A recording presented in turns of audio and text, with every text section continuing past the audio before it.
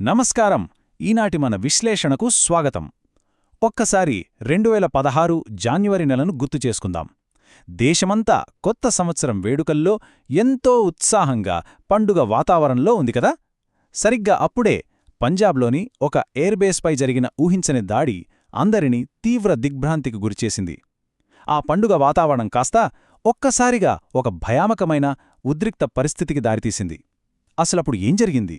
ఇక్కడ మనందరి మదిలో మెదిలే అతి పెద్ద ప్రశ్న ఒకటే. అత్యంత కట్టుదిట్టమైన భద్రత, సైనిక పహారా ఉండే ఎయిర్ఫోర్స్ బేస్లోకి కొద్దిమంది ఉగ్రవాదులు అసలు ఎలా చొరబడగలిగారు? అంత పటిష్టమైన భద్రతా వలయాన్నే వారెలా ఛేదించారు? ఈరోజు ఆ రోజు జరిగిన ఘటనల వెనుకున్న మిస్టరీని మనం లోతుగా విశ్లేషిద్దాం.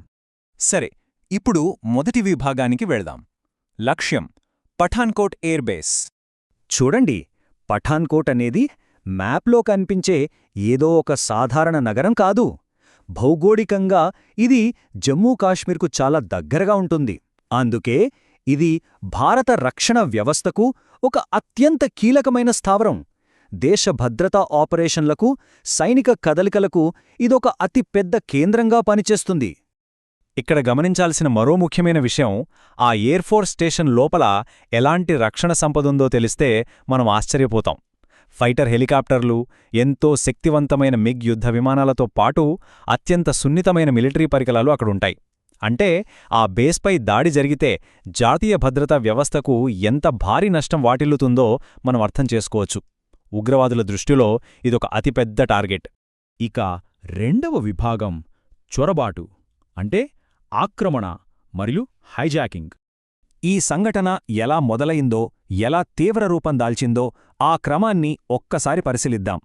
2015 చివరి రోజుల్లో పాకిస్తాన్ వైపునుంచి భారీ ఆయుధాలతో ఒక రహస్య చొరబాటు జరిగింది. ఆ తరువాత దాడికి సరిగ్గా ముందు ఒక పోలీస్ అధికారి కారును హైజాక్ చేయడం ద్వారా ముప్పు మొదలైంది. ఆ ఘటన జరిగిన వెంటనే జనవరి 2వ తేదీ ఉదయం ఎయిర్బేస్ లోపల మొదటిసారిగా కాల్పుల శబ్దం వినిపించింది. ఇది అక్షరాల ఆ రోజు జరిగిన సంఘటనల క్రమం. వాళ్లు తమతో తీసుకువచ్చిన ఆయుధాలను చూస్తే పరిస్థితి తీవ్రత మనకర్థమవుతుంది. AK-47 రైఫిల్స్, గ్రనేడ్లు, భారీ పేలుడు పదార్థాలతో ఉగ్రవాదులు పూర్తి సన్నద్ధతతో వచ్చారు.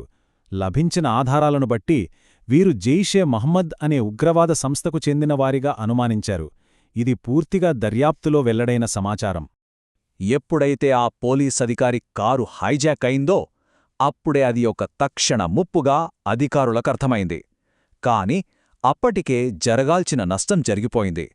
జనవరి 2 ఉదయం ఆ గందరగోళంలో ఉగ్రవాదులు తమ టార్గెట్ను చేరుకొని ఆ విశాలమైన ఎయిర్బేస్ లోపల వేర్వేరు ప్రదేశాలలో నక్కిపోయారు.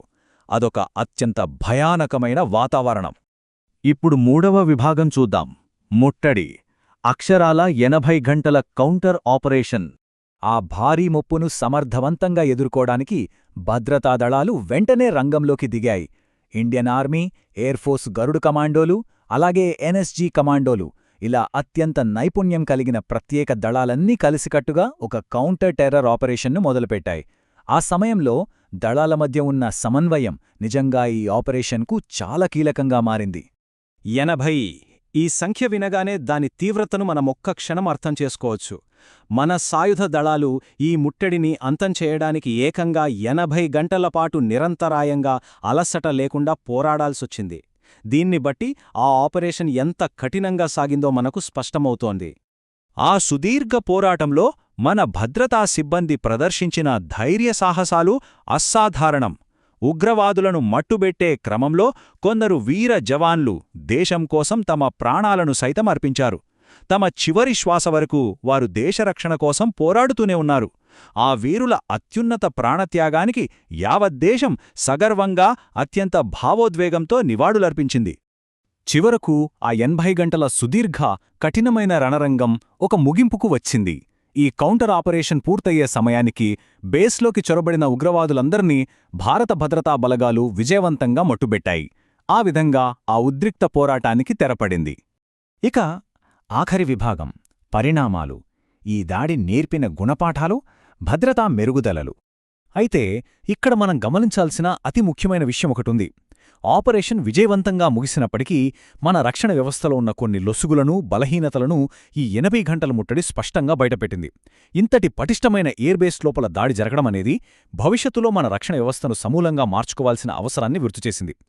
ఆ సంఘటన తరువాత మన భద్రతా చర్యలు పూర్తిగా మారిపోయాయి. దేశవ్యాప్తంగా అత్యంత ప్రాధాన్యత కలిగిన ఎయిర్బేస్లు, సున్నితమైన మిలిటరీ జోన్లు, ముఖ్యంగా ఎప్పుడూ ప్రమాదకరంగా ఉండే సరిహద్దు ప్రాంతాల్లో సెక్యూరిటీని అమాంతం పెంచేశారు.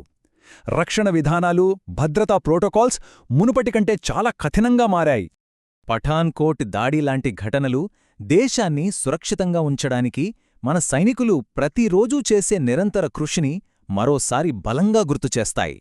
దేశ రక్షణ అనేది ఎప్పుడో ఒకసారి చేసి వదిలేసేది కాదు కదా, అది అనుక్షణం అప్రమత్తంగా కొనసాగాల్సిన ఒక నిరంతర ప్రక్రియ అని ఈ వాస్తవాలు మనకు స్పష్టం చేస్తున్నాయి. ఈ విశ్లేషణ ముగించే ముందు ఒక ఆలోచింపజేసే ప్రశ్నను మనం ముందుంచుకుందాం. టెక్నాలజీ ఎంతగా అభివృద్ధి చెందినా, భద్రతా ప్రోటోకాల్స్ను ఎంత కఠినంగా మార్చినా సరే, భవిష్యత్తులో మళ్లీ ఇలాంటి అనూహ్యమైన చొరబాట్లను పూర్తిగా నిరోధించడానికి ప్రస్తుత మన ఆధునిక భద్రతా వ్యవస్థలు నిజంగా సరిపోతాయా? జాతీయ భద్రతపై ఇది ఎప్పటికీ సజీవంగా ఉండే ఒక కీలకమైన ప్రశ్న.